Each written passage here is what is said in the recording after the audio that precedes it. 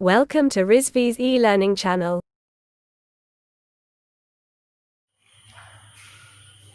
Good morning class. Today we are going to discuss trading of securities, equity and debentures and bonds. First of all, company जो है कैसे fund raise करती है? Company fund raise करती है दो तरीके से। एक होता है equity financing and another is debt financing. Equity financing क्या होता है कि जो कंपनी होती है अपनी ओनरशिप को डाइल्यूट करके जो है शेयर इशू करती है, ठीक है। और another way is debt financing. Debt financing क्या होता है? Debt क्या होता है? Debt होता है it's a kind of loan. एक तरीके का लोन होता है। लोन जो होता है लोग कई तरीके से दो ऑप्शंस होते हैं उनके पास। कैसे लोन ले सकते हैं? या तो बैंक के पास जाके कंपनी लोन ले सकती है, अनदर वेज या फिर बॉन्ड या फिर डिबेंचर इशू करके भी कंपनी क्या कर सकती है, एक का लोन होता है ना, तो वो ले सकती है। अब सबसे पहले हम लोग पढ़ेंगे इक्विटी फाइनेंसिंग होती क्या है। इक्विटी क्या होता है, शेयर्स क्या होते हैं, है ना। मान लीजिए कि रिलायंस कंपनी है, उसका इवैल्यूएशन होता है और इवैल्यूएशन होने के बाद उसका जो वर्थ है 10 करोड़, मान लीजिए उसका वर्थ है, ठीक है। 10 करोड़ इवैल्यूएशन वर्थ है 10 करोड़, तो कंपनी ऑथराइज होती है कि 10 करोड़ का वो जो है शेयर्स इशू कर सकती है। अब 10 करोड़ वो कंपनी बेसिकली क्या करती है, पूरा शेयर्स नहीं इशू करती है, उसमें से अगर 10 करोड़ ऑथराइज्ड कैपिटल है तो इशूड कैपिटल एक सर्टेन अमाउंट, मान लो 10 लाख जो है उसने कहा कि ये इशूड कैपिटल है, इसी में हम जो है शेयर्स इशू करेंगे पब्लिक में, ठीक है।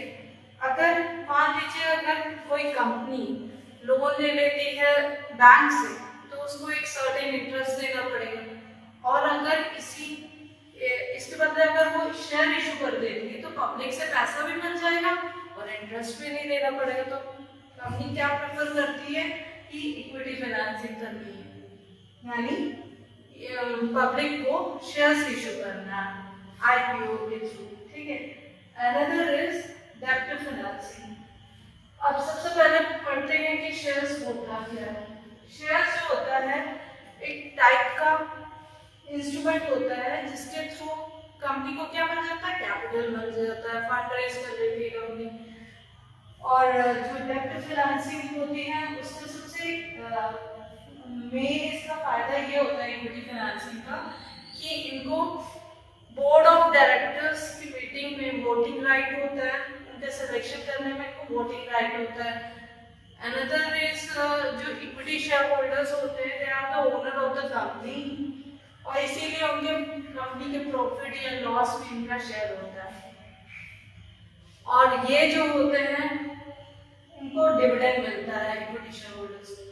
प्रेफरेंस शेयर की बात करें तो प्रेफरेंस शेयर को कोई डिविडेंड नहीं मिलता है, उनको एक सर्टेन परसेंटेज होता है, उसी रेट से रिटर्न मिलता है। जब तक उनके पास प्रेफरेंस शेयर होल्डर्स को इन्वेस्टर रहेंगे तब तक उनको क्या मिलेगा, एक सर्टेन रेट, मान लो 15% 10% की रेट से वो उस पर अर्न करते हैं, ठीक है। और अब बात करते हैं डिबेंचर्स की। डिबेंचर्स और बॉन्ड में क्या डिफरेंस होता है, बेसिकली पहले सिमिलैरिटी समझ लेते हैं। डिबेंचर्स और बॉन्ड में क्या क्या सिमिलैरिटी है, दोनों ही it's a kind of loan, loan होते हैं, प्रोविजरी नोट होते हैं दोनों ही। दोनों का क्या होता है कि एक फिक्स्ड रेट ऑफ इंटरेस्ट देना ही पड़ता है, it's a kind of loan, ठीक है। और एक टाइम पीरियड के बाद उनको रिडीम करना पड़ता है। अब इस पे डिफरेंस पढ़ लेते हैं कि क्या डिफरेंस है डिबेंचर्स और बॉन्ड में। जो बॉन्ड होता है वो कोई भी इशू कर सकता है। बॉन्ड जो होता है गवर्नमेंट इशू कर सकती है, प्राइवेट एजेंसी कर सकती है इशू, पब्लिक एजेंसी इशू कर सकती है। और डिबेंचर जो होता है पब्लिक इशू कर सकती है, पब्लिक एजेंसी इशू कर सकती है या फिर प्राइवेट एजेंसी इशू कर सकती है, बट गवर्नमेंट जो होती है वो डिबेंचर्स कभी इशू नहीं करती, ठीक। बॉन्ड जो होते हैं सिक्योर्ड लोन्स होते हैं। सिक्योर्ड लोन्स का मतलब हुआ कि इनके बदले कोई कोलेटरल सिक्योरिटीज जो है जमा करना पड़ता है तब इशू होते हैं। ठीक है, जैसे आप लोग बैंक में जाते हो लोन लेने, तो क्या होता है जब बैंक में लोन लेने जाते हो तो बैंक सीधे से कहती है कि आप जो है आपको 10 लाख का लोन चाहिए, लाइए अपनी प्रॉपर्टी के पेपर्स।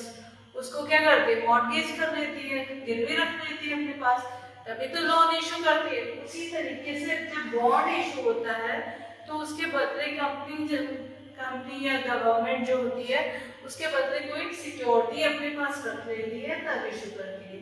बट डिवेंचर्स क्या होते हैं, अनसिक्योर्ड होते हैं। इन पे क्या होता है, डिवेंचर्स पे हाई रेट ऑफ इंटरेस्ट मिलता है। क्यों? क्योंकि ये अनसिक्योर्ड है।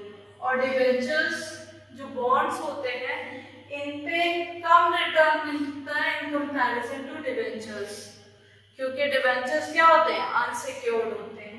और बेसिकली मेन डिफरेंस ये है कि जब हम कंपनी का डायल्यूशन होता है या लिक्विडेशन प्रोसेस स्टार्ट होता है तो सबसे पहले जो पेमेंट होता है किसको किया जाता है, बॉन्ड होल्डर्स को सबसे पहले पेमेंट किया जाता है। उसके बाद डिवेंचर होल्डर्स को पेमेंट किया जाता है, then after preference share holders को पेमेंट किया जाता है, और लास्ट में इक्विटी शेयर होल्डर्स को पेमेंट किया जाता है। क्यों? क्योंकि they are the owners of the company. Company को चाहे लॉस हो चाहे प्रॉफिट हो, उसमें उस किसका शेयर होता है, इक्विटी शेयर होल्डर्स का। जैसा कि हम जानते हैं कि इक्विटी शेयर होल्डर्स में जो ओनरशिप राइट होती है, अगर किसी के पास मोर देन 50 या 51% शेयर होता है तो they are known as the owner.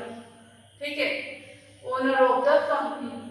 तो इक्विटी शेयर होल्डर्स, जैसे अभी मैंने बात की थी रिलायंस कंपनी की, मान लेते हैं कि रिलायंस कंपनी का इवैल्यूएशन हुआ 10 करोड़ की उसका वर्थ है, तो वो 10 करोड़ जो होंगे उसी को किस फॉर्म में इशू किया जाएगा, शेयर्स के फॉर्म में या स्टॉक के फॉर्म में।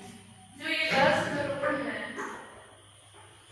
ऐसा तो है नहीं कि अगर ये 10 करोड़ की वर्थ है तो कंपनी पूरा शेयर्स इशू कर देगी, तो सर्टेन अमाउंट अपने पास रखती है कंपनी फॉर कंटिजेंसी के लिए। ठीक है, मान लेते हैं अगर 10 लाख का कंपनी शेयर इशू कर रही है तो इसमें से 50% जो होते हैं वो इक्विटी से इशू करती है। ठीक है, इक्विटी बैलेंस से करती है 50%, और ये 50% कौन लेते हैं, शेयर्स जो प्रमोटर्स होते हैं कंपनी के वो लेते हैं। ठीक है, देन जो होता है, नेक्स्ट बात करें प्रेफरेंस शेयर होल्डर्स की। प्रेफरेंस शेयर होल्डर्स जो करते हैं, क्या करते हैं कि 35% शेयर, मान लेते हैं 35% शेयर्स जो है प्रेफरेंस शेयर्स के तौर पे इशू कर देते हैं। ठीक है, प्रेफरेंस शेयर्स या ऑर्डिनरी शेयर्स, 35% शेयर्स जो है ऑर्डिनरी शेयर। ठीक है, मीन्स ये जो 50% और 35% जो हमने परसेंटेज निकाला, मान लेते हैं ये जो क्या है, equity financing, rest is preference share. कितना बचा, 15%। जो 15% है कंपनी ने सपोज किया कि चलो प्रेफरेंस शेयर इशू कर देते हैं, तो ये जो 85% है वो क्या हो रहा है, इक्विटी फाइनेंसिंग। Thank you.